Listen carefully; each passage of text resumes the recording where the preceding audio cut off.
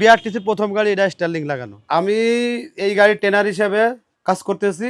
সরকার প্রথম নারীদের সুবিধার্থে আপনার স্টার্লিং চালু করছে এবং সর্বপ্রথম বাংলাদেশের কোনো গাড়ি চালু করে নেই। এবং এই গাড়িটা আসছে আপনার কোরিয়ার থেকে। জি নারীরাই, শুধু নারীরা উঠবে, নারীরাই চালাবে এবং নারীরাই ভাড়া কাটবে। নারীদের সুবিধার্থে সরকার স্টার্লিং চালু করছে।